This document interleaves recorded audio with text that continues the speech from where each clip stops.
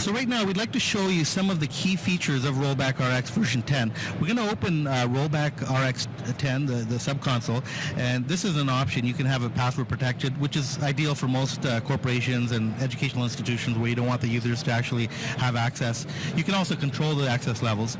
But anyways, right now we'll go ahead and show you how quick it is to take an actual snapshot. So when you click on the snapshots, you'll see all the snapshots that exist. You press the new button and you could just call the snapshot new snapshot, and you have the option to describe it as well as lock the snapshot. Now locking is a pretty interesting feature because we can schedule snapshots to automatically delete after X number of days or time. So if it's really important, you have some very important files or something, some critical Windows updates that you really want to be able to potentially go back to, you can lock them. And then you click next. And as you see, it takes seconds to take a snapshot, which is very unheard of in the backup industry. So now we're going to show you how you can actually browse previous snapshots or your new snapshot.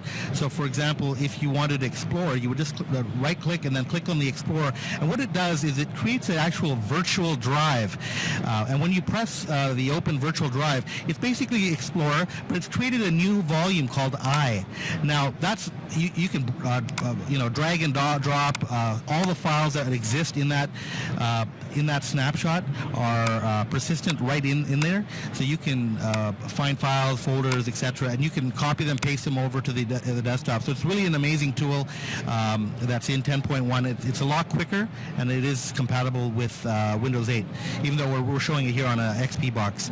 You can also close the virtual drive, and then you won't see that drive on your Windows Explorer again. So another interesting feature is a task scheduler, where you can schedule, restore, and a snapshot. So if you want to take a snapshot every restart, daily, hourly, there's also options for weekly, monthly. And what's really nice is it's event-driven as well, because say you want a snapshot to be taken every time an executable like Word.exe is launched. What will happen every time you open Word, a snapshot will be taken. The event is created, and it tells you that the event, anytime Word.exe is launched, it will take a snapshot. Another interesting feature is you can schedule restores as well. Now this is more,